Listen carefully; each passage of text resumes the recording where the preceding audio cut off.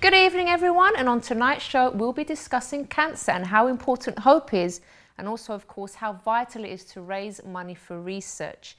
And I'll also be showing you how I got on at Race for Life just Saturday gone. And tonight we're going to be joined by Hannah Bellamy, Creative Director of Cancer Recovery, and also a brave young man here to talk about the effect that cancer has had on his family's life and how hope is very, very important. But before anything else, let's talk to the lovely Bianca. Hello, darling. Hi, Chris. Pretty in pink today. Oh, yes. Matching the And we're not sofa. clashing for once. I know. We normally match, don't we? I know. How are you, Chrissy? Yeah, I'm good. I'm really well. Good. So how was Race for Life? It was really good, actually. Yeah. I wasn't expecting, well, I haven't done one before.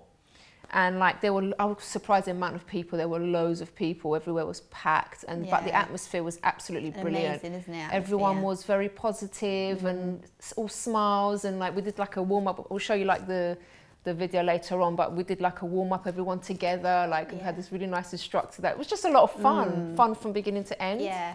So What did you expect when you were going into it?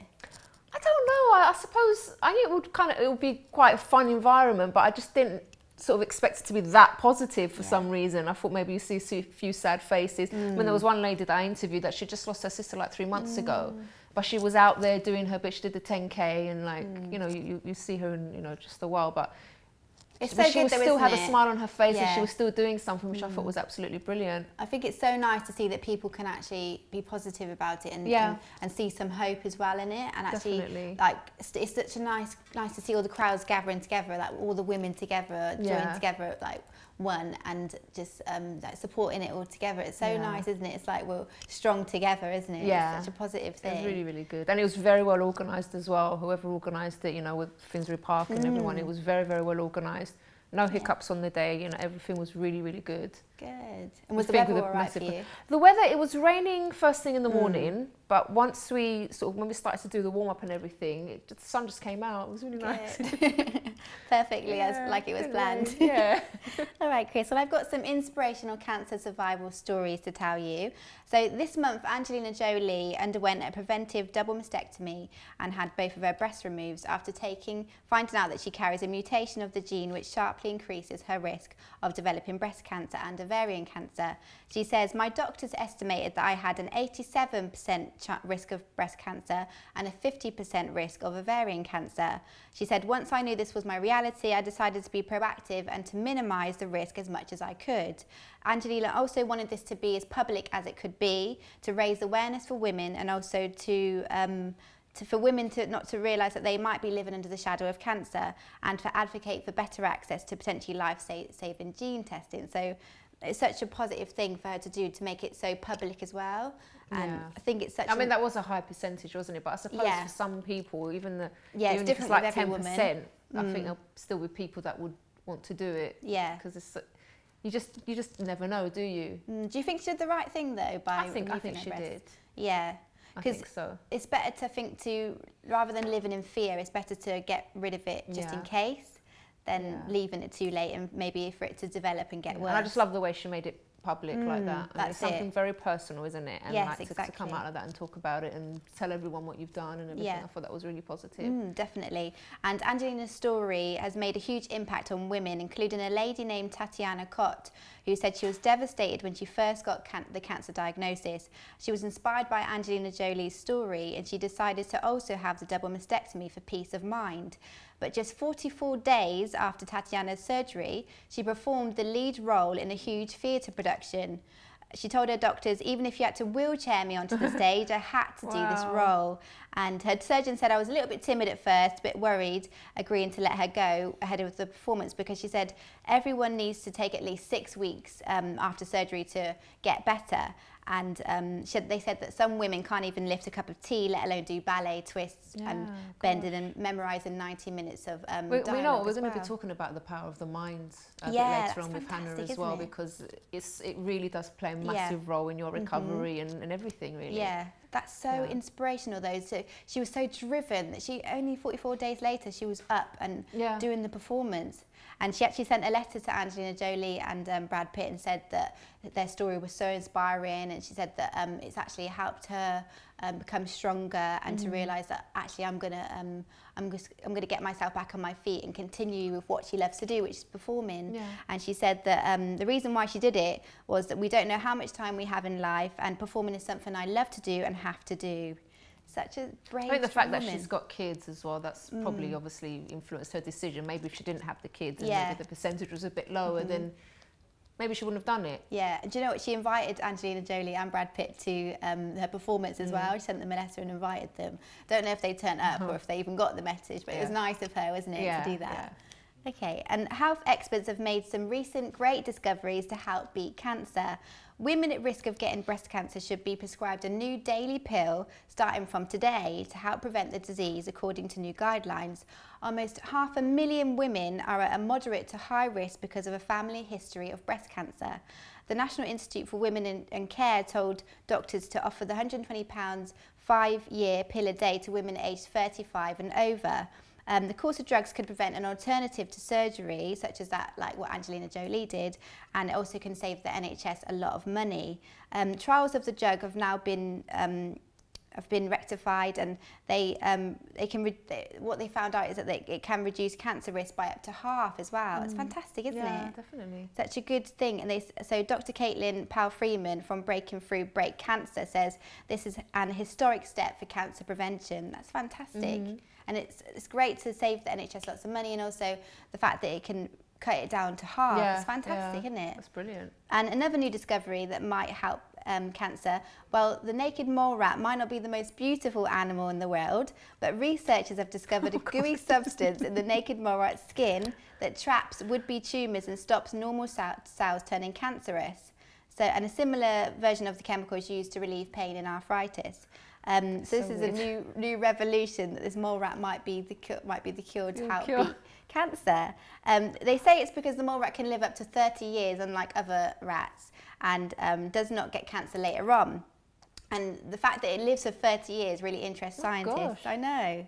So they're hoping that they can try and use something in its skin and put it into humans to help us as well. Okay. Shocking, isn't it? Yeah, it's way in the future though, isn't it? Yeah. But it's good to see that they're getting new discoveries like that, and they're trying things out, because it's something that's the whole point. That's why we're raising the money for. By the way, thank you so much for everyone that sponsored me, and also this. I haven't got some sponsors, I think, yesterday, so they're still coming in. So that's brilliant. Thank you so much. Yeah. That's it. Because even after the race is done, it's nice to because we still have to raise the money. Even though the race is done, it's still good to support, isn't it? Yeah. That's fantastic.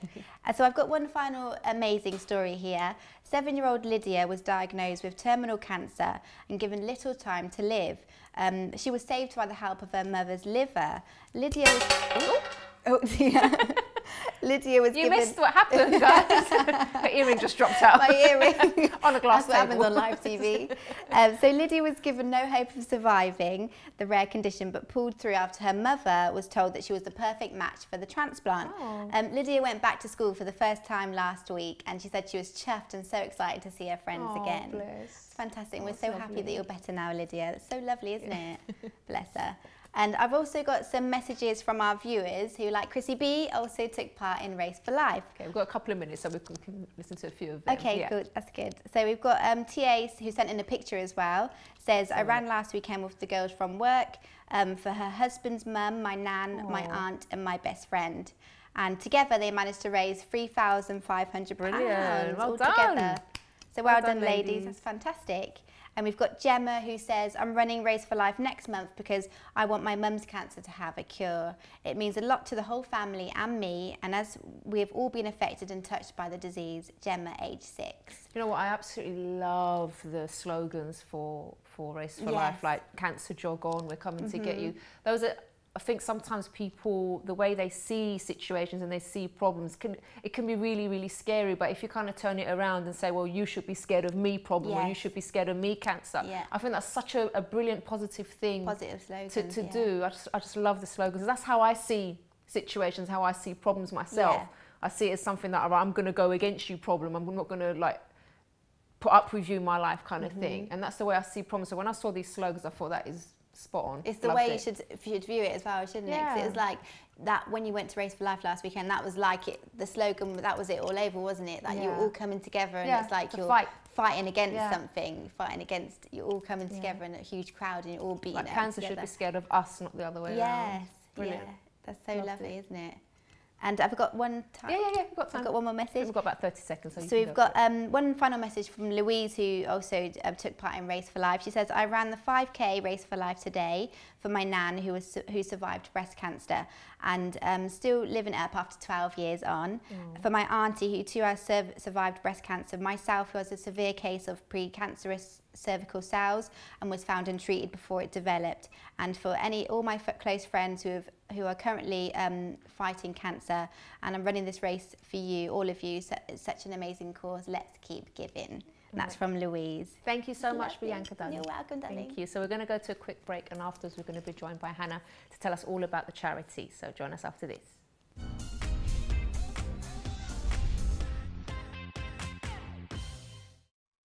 Don't forget to subscribe to the Chrissy B Show, always aiming to show you the happier side of life. You can find us on YouTube, Facebook and Twitter.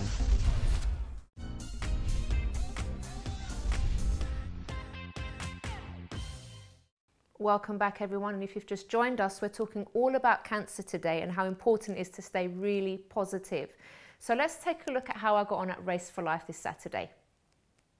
Hello, Chrissy B Show viewers. We're here in Finsbury Park, ready to do the 5K Race for Life. Some people are here doing the 10K, but I didn't fancy that one. So the atmosphere is really, really great here. I'm looking forward to the run. Hopefully I can keep up. I'm going to see how I go. But I'm doing this for a good cause, and it's all to do with cancer research, of course. And we're saying, cancer, we're coming to get you.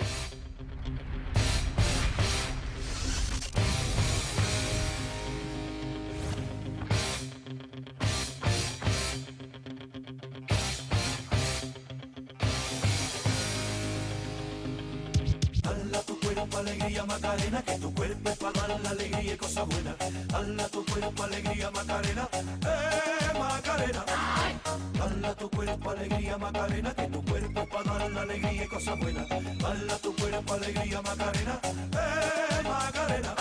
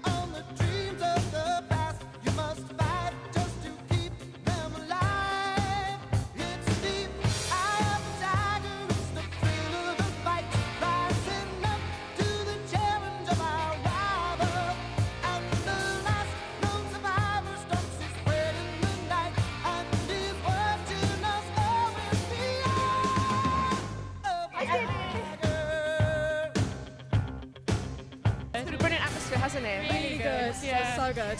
That's probably one of the best things.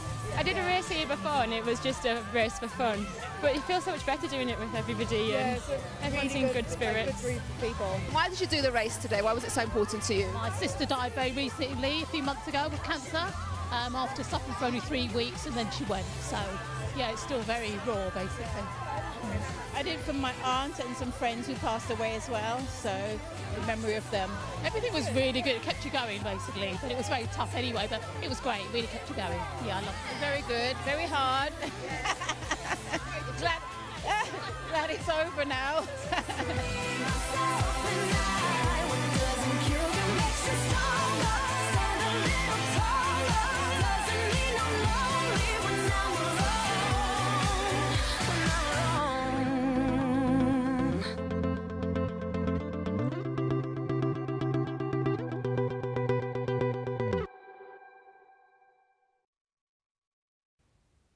Such a brilliant day. I had so much fun and it was great to be able to raise money for such a worthy cause.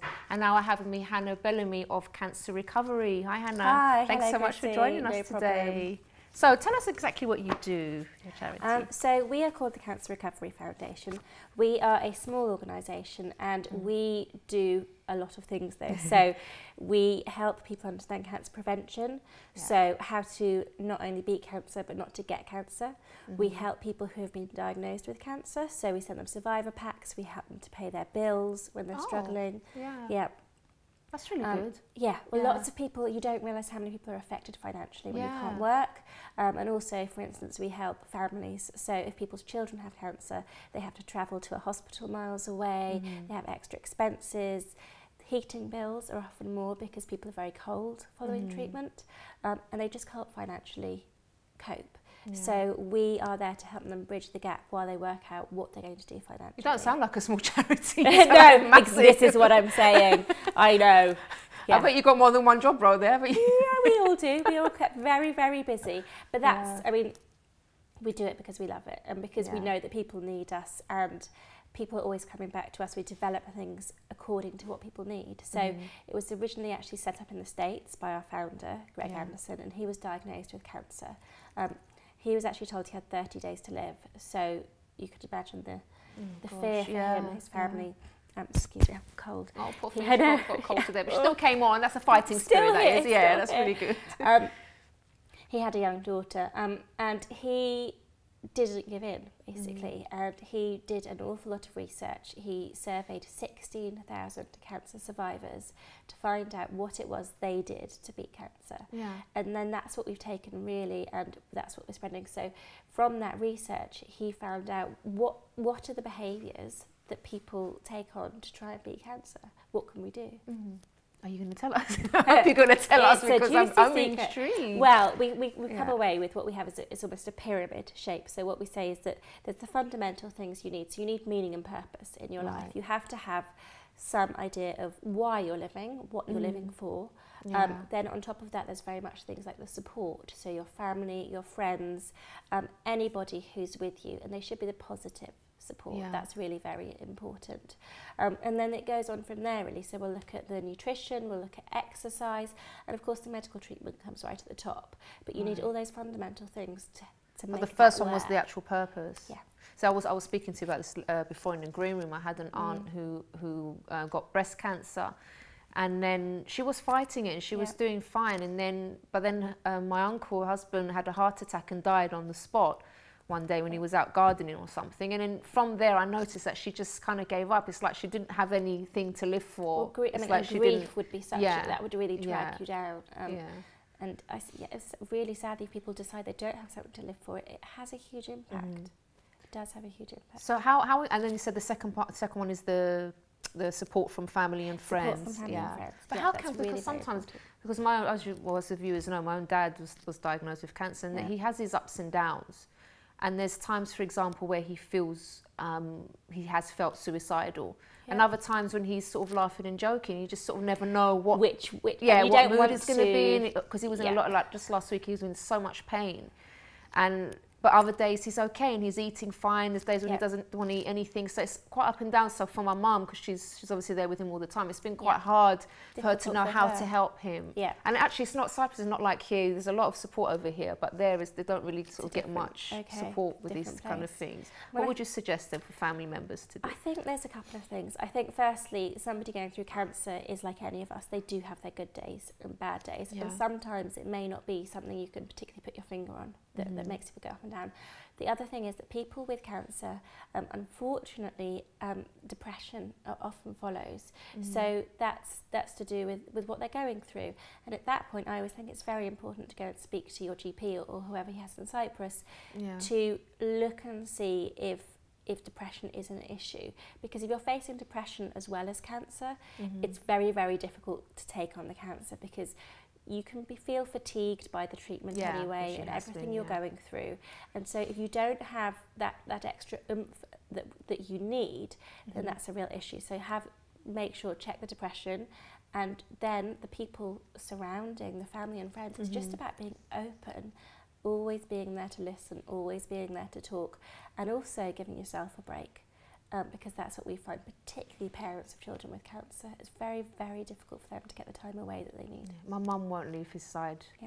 She won't go anywhere. Even like would tell us sort of when we were in the hospital, my dad had the operation. Would say, so just sort of go and rest for a bit. She goes, no, I'm going to stay here. And like, it was really hard to get her to do anything apart from stay by his side. And she just didn't want to. But she's doing so well, bless her. I told her, I'm so proud of you, Mum, because she's really sort of fighting strong. Being his rock. So yeah. So I mean, another thing as well that I noticed, because I'll talk about my own case, and then maybe you can sort of help with things. Like my dad, a lot of the time was saying I think it was a shock factor. Yeah. Because all his life he'd been very healthy, you know, always, it was always active because he loves gardening, he goes out shooting and stuff like that, and fishing and stuff like that. So he's very, very active. So he didn't understand why it happened to him. Yeah. And also there was, he said, you know, the doctors also said that they didn't diagnose it earlier because he was so healthy. They didn't spot. It's like, hello. The irony of that situation. Exactly. It's like they didn't spot anything because he was so healthy, and like it only took like him almost collapsing one day for him to go into hospital, and then they started doing the tests, and that's when they found the problem. But what about people that are in that sort of shock state when they're thinking, look, why is this happening to me? What's going on? One of the things that we always say is that recovery is a journey.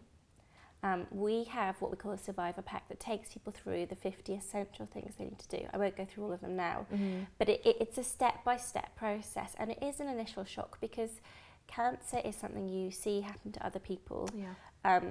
The worst thing is it happens maybe to someone close to you, and then it's your body. You don't expect it to do that to you. And it is really important to keep active and to keep fit and to keep healthy.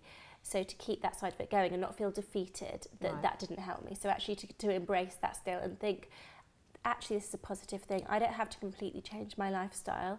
I have to understand what I can do now and use all the positive attributes I have to beat this. Yeah. And when we say a journey, we also think it's very important that people plan that out so that they feel they've chosen their treatments. They feel they have embraced whatever it is that they want to do on top of it. So on top of the medicine, whether it's a particular diet they think will really help them, or exercise, anything they feel is really important. And then just to keep themselves going, and to give themselves a break sometimes as well. So plan out your journey, take it step by step, but give yourself a break from it when you need to. And do keep a journal and write it down so that you can come back to it and think, you know what, because he can come back to that maybe and think, actually, I did feel awful, but now I feel, actually, you forget, don't you? I've come to terms with that. I've dealt with that side of it, and now I'm moving on to the next step. And that's actually, my dad went fishing yesterday for the first time in months, so he was able to sort of build up enough strength to do that. Well, you're going to talk to us more after the break, aren't you, Hannah? Because we've got lots more to ask you, and also we're going to be joined by Kevin, who's also been affected by cancer. So join us after this.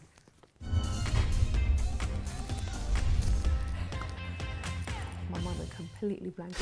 Don't forget to subscribe to the Chrissy B Show. Always aiming to show you the happiest side of life. You can find us on YouTube, Facebook and Twitter.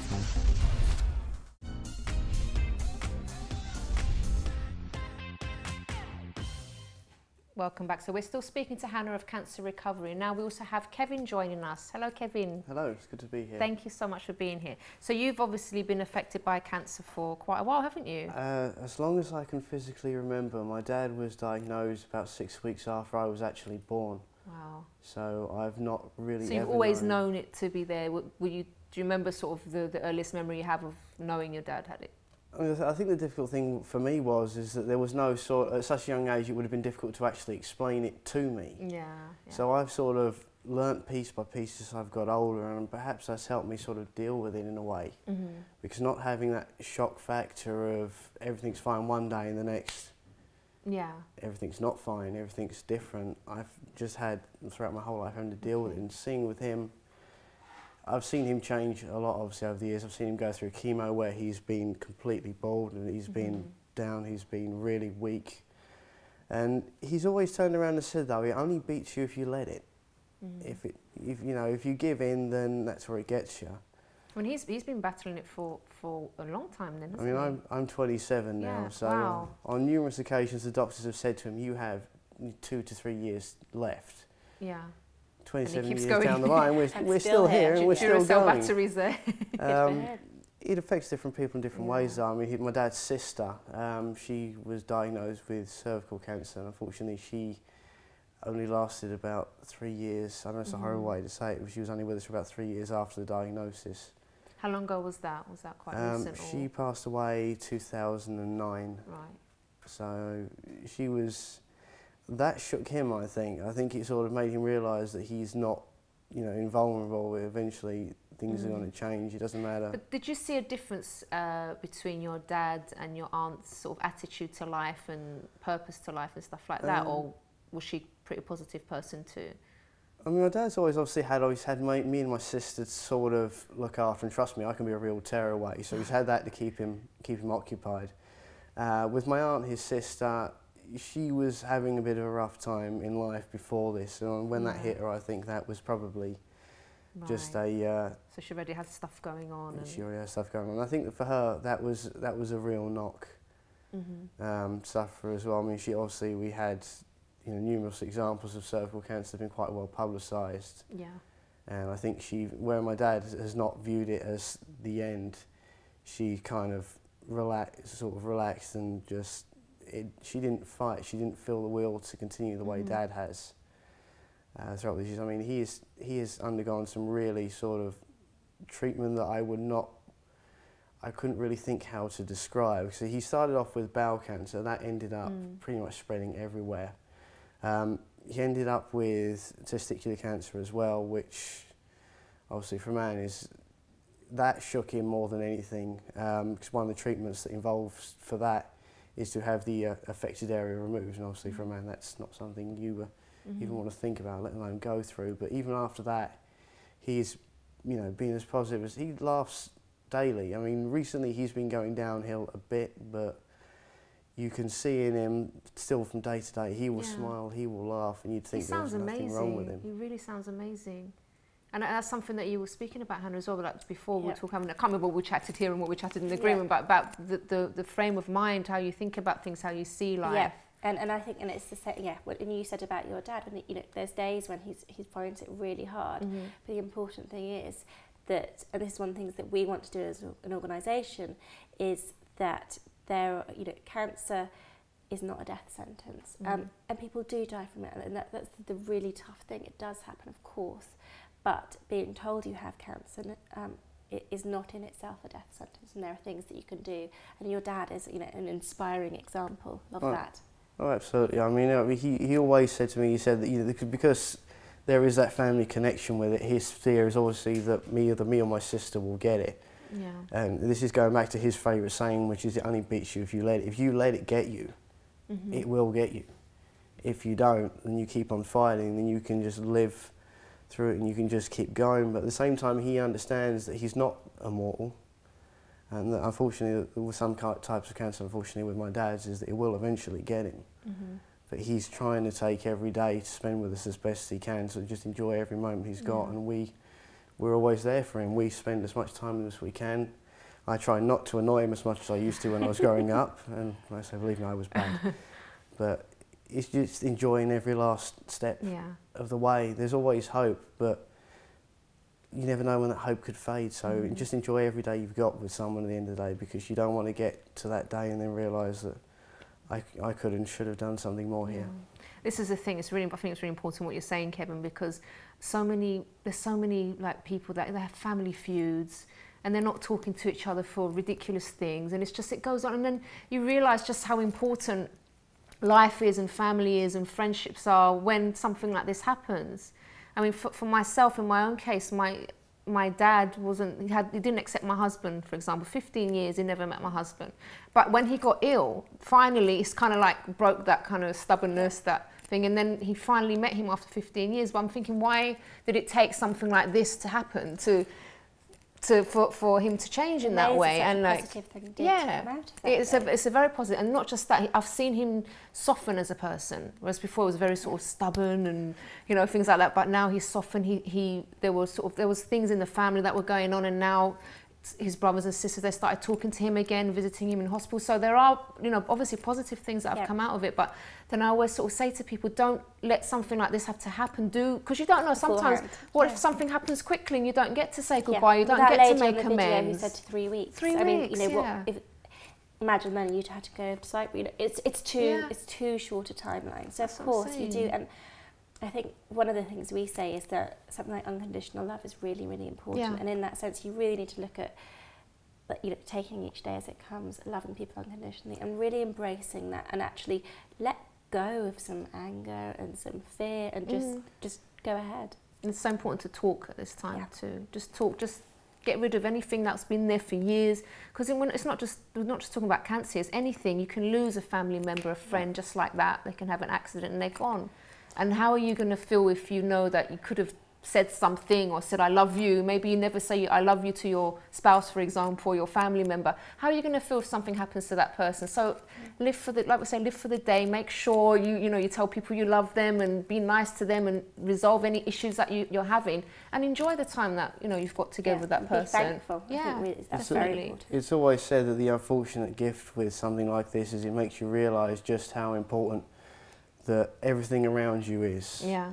You never know what's coming tomorrow. You've got to enjoy every second with it. And it's like you say, sometimes it's unfortunate that something like this has to happen for you to step back and go, hang on a second.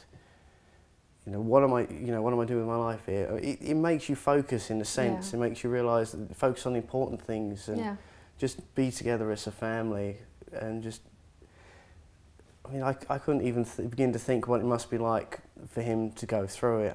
As a family, it's been tough enough for all of us, because you've mentioned we've had bad days where we actually wondered if he was going to be able to be with us by the end of that year, but we're still here now, and he still keeps going. I think now he's started to sort of lose himself a little bit, because after 27 years of fighting it, there's only so long a human being can fight. He's enjoying every day with us he can now, and I think that's probably our sign from him that he's beginning to realise that he hasn't got a lot left in him to fight.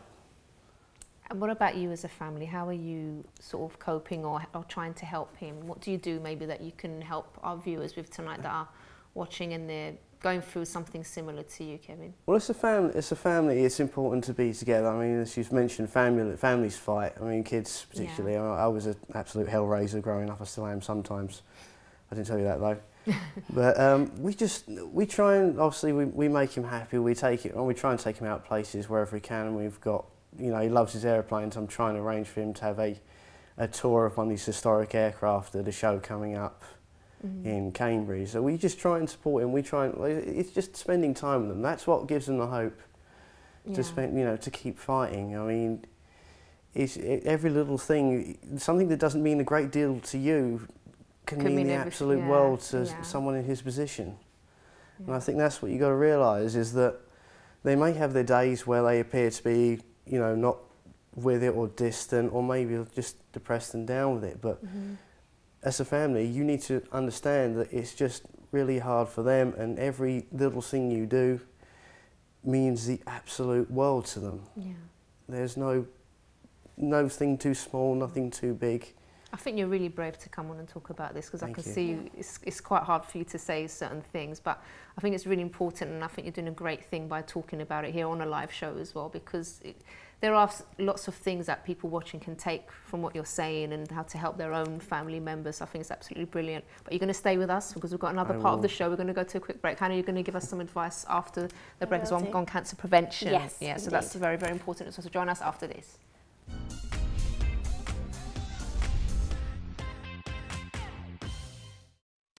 Don't forget to subscribe to the Chrissy B Show, always aiming to show you the happier side of life. You can find us on YouTube, Facebook and Twitter.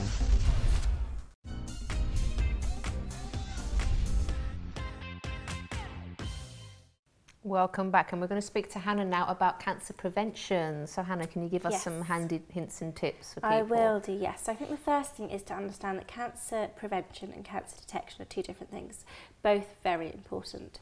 But sadly, cancer prevention doesn't get as much airtime for some reason as it needs to. I think because people, the stories, the heartfelt stuff, that comes from the detection and that journey there. But there's so much we can do beforehand. So a lot of it is very similar to the recovery. So 42% of breast cancer cases, for example, could be avoided if people ate healthily, did enough exercise and watched their weight. That's a massive percentage, isn't it? Huge percentage. And on top of that, if you look at something like, for instance, a huge study done in the States showed that vitamin D supplementation could reduce a woman's breast cancer risk by 77%. So, you know, I haven't heard that before. No, lots of people don't know this. And people worry an awful lot. So we did a survey actually last year, Breast Cancer Awareness Month in October, to try and find out from women, did they know, about breast cancer prevention in particular. People knew that there were behaviours they could do, for instance, to prevent heart disease. They knew about lung cancer because of smoking. So like breast cancer, they just did not know. And actually, as a population in the UK particularly, lots of us have vitamin D, at least insufficient, if not deficient. So that's a really important one. And actually the symptoms of that can be fatigue, all sorts of things. So if you're not feeling that well, check it out. Do try and get some vitamin D supplementation and get some sunshine. Just don't burn. Just be sensible. Okay, and what about other types of cancer, like let me try and say it, testicular cancer? Testicular cancer. So that's one where it really is something to do with diet, exercise, keeping yourself healthy in every other way, and then going on the detection side of things. So same with breasts, you need to check them regularly. Lots of people say, for instance, try and do it once a month. Actually, do you know what? Get in the habit every time you're in the shower. If you do it every single time, you're washing there anyway. So when it's once a month, you're like, oh God, did I do it? You know, and you get caught up on is it that time rather than just do it all the time. It just takes seconds, doesn't it? Just make it a habit. And also, if you're doing it all the time, you'll start to get to know your body. You'll know what changes there are, and so things do change. There could be some changes, they come and go. You'll understand the impact of things over a period of time. Okay, and what about other types? Do you deal with, what other types of cancer do you deal with? We deal with every type of cancer. Okay. Yeah, we really do. Is there like a case where you might be able to spot it in someone else? Say like a family member or... I don't think, do you know, really, because the thing is that cancer is so different in all its different forms. I think that something like severe weight loss often could be an indication. So sudden and unexplained weight loss, that would raise alarm bells for me. But on the whole, no. I mean, it's very much about being vigilant and taking care of yourself the best way you can. So really do, moderate exercise, going for a walk every day, doing some gardening, doing the housework. If you hoover vigorously, that's a workout. And actually that really does make a difference. That reduces your chances. So things like smoking are very obvious. Don't smoke. But also body fat, it really has been linked to it. So that comes down to diet, exercise, but also just you need to look at your BMI and start to understand that. I think it's very important for parents as well that if there are children who are overweight, it becomes more and more difficult for them to lose it. So as a parent, if you have a child, that's something to very, very much be aware of for the future. Yeah, because actually I'm thinking of a particular family member, the same one that the husband died of a heart attack.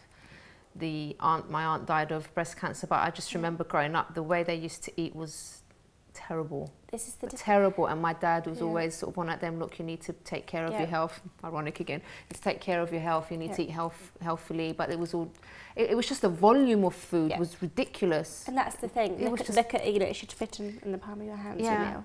And it's not to say don't enjoy yourself, it's not to say don't, everyone has treats. But the other thing is alcohol, because again, that actually is about 13% of cancer cases can be linked to alcohol use. And all of this is not to say that if you behave, I mean, you said your dad was a healthy guy, it doesn't mean you won't get it. It doesn't mean if someone has cancer that they've done all these awful things. It's about risk, same as with heart disease. It's about understanding your risk and what you can really do to empower yourself and fight it. That's how you fight cancer. You do it with your own body and with your family, and you eat well, exercise. And before you even anything happens, you're fighting. You're just making sure. Exactly, because then when you do get it, if you get it, you understand the behaviours you need, and you can start to make some tweaks and to understand. But at least you haven't got to strip back right at the beginning. You've got a good foundation. That's that is why it's so important to take every measure that you can. Don't, because sometimes people wait till they get sick and then they start looking after themselves. But it's so important to do it before, because you just don't know. At least you can say, look, if I do get it, I've done everything that I possibly could not to, and now I'm just going to have to deal and fight this now. At least you've done your part, kind of thing. Yeah, And that's not to say that if you do get it and you haven't eaten well, that, you know, it's too late. Yeah. That's the time. But actually, there's so many people we talk to, and when we send out survivor packs to people with cancer, and when we first go back to them and say, how did you find it? What did you think? And this includes the 50 essential things, the advice. Yeah.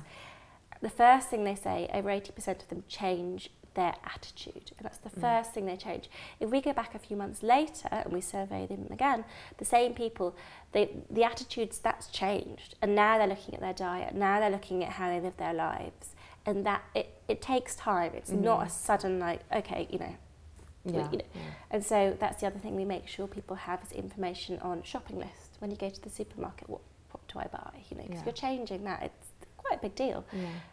Recipes, different supplements you can take, how much of them to take, which ones, when, how, you know, all these things are really important. Ultimately, it comes down to as well is, like you say, is that nobody is completely 100% safe. No. You have obviously the important thing is to take sort of preventative measures to reduce your chances, but just because you're taking those measures doesn't mean you're. So you still need to check. Absolutely, you need to keep a good check on everything, because you're not.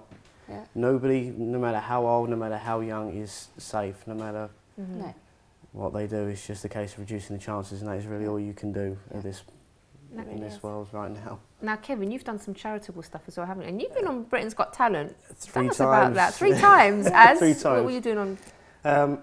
Sorry. First time I went on as my Australian bloke, went on Stingo, tried to do a bit of entertaining as the Australian guy. Second time I went on with my sister, and I was Darth Vader and she was Princess Leia. We actually got airtime on that, full 5 minutes. Time. Wow. And the last time I went on as Emperor Funky from Star Wars. Okay.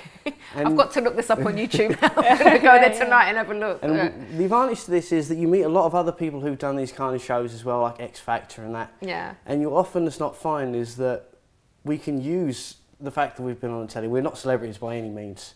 We can use that to put, you know, the act's name on a poster for a charity event, and you'll find people will come just to, you know, see the act. Which is great. So you're using that for a good cause. Absolutely. I mean, I did a signing event was up in Hemel for a young lad who had cancers. Unfortunately, since then passed on. But we turned up to see the smiles on the kids' faces when we were there as Darth Vader, and there was a Terminator with us, and the guy who popped his eyes out. Oh. We signed autographs for everybody, £2 donation.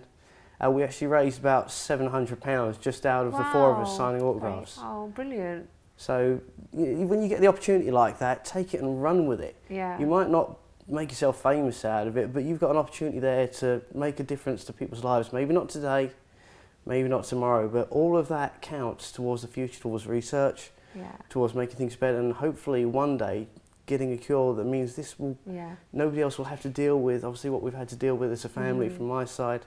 And obviously for yourself, and the hundreds of people, millions of people watching at home right now who are going through a similar situation. One day, cancer will be beaten.